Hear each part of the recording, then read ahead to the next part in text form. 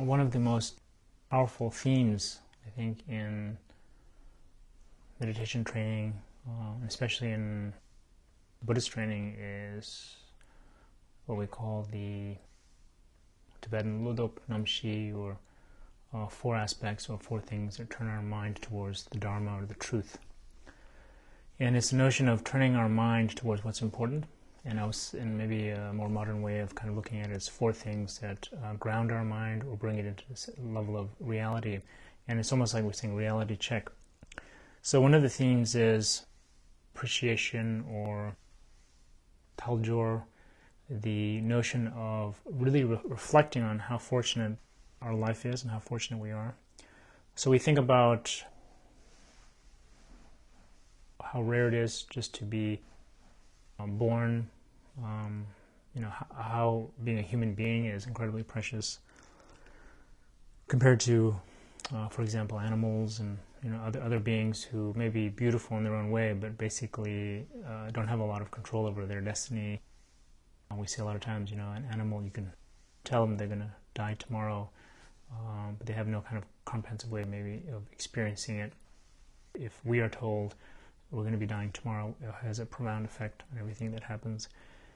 And in that way, we actually reflect in saying we could die tomorrow. I mean, something could happen and we don't know how long we're going to be living. So reflecting about how precious is what we have. So I think it's a very powerful tool, because essentially what it does is it makes a day a lifetime. And I always felt that was very powerful. A lot of times we live today, we say we have today, and we also have 365 more days just like today. And the reality is that theoretically we kind of understand what that means, but experientially you can't live all those days at once. You have to live one day at a time, one moment at a time. So it's not just being overly poetic or simplification, it's the reality.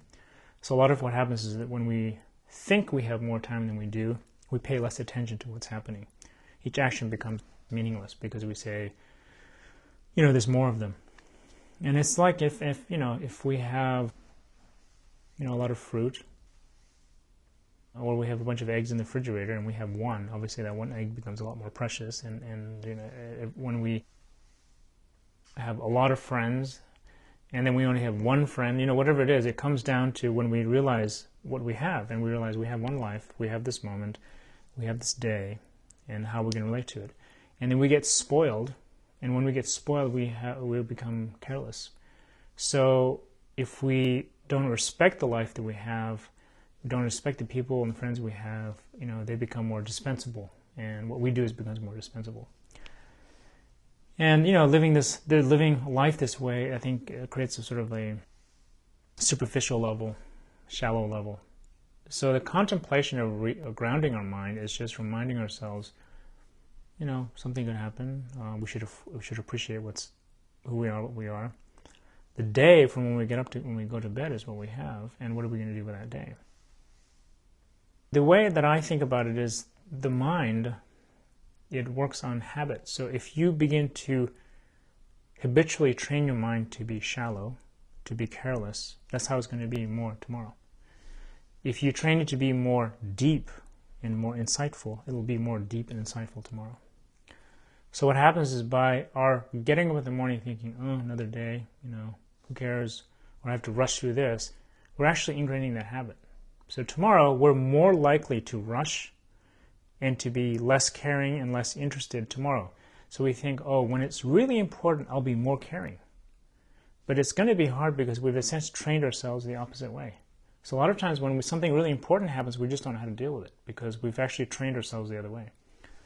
So the notion of training ourselves or grounding ourselves, and I think the mind is very powerful, because if we most of us, when we have the time to relax and focus and meditate or focus, all of a sudden the reality comes through. We're very affected by it.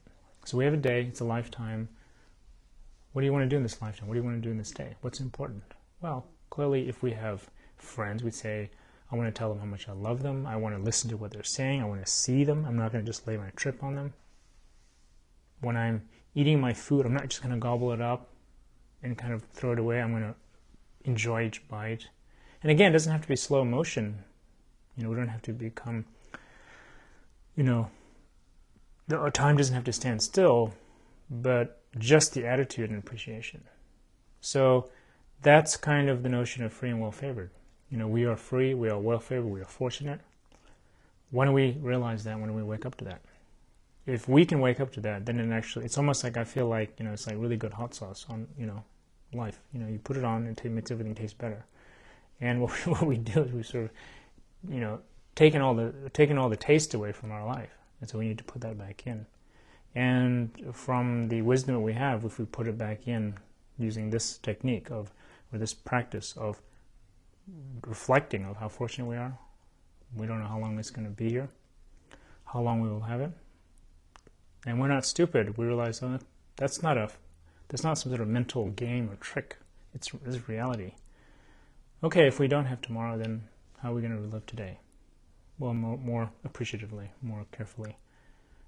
And then in the back of our mind, we think, oh, this is good. It's helping me deepen. So if I have another day, it will be a deep day. It will be a more important day. And then, you know, that's what we call a full life or enlightened life.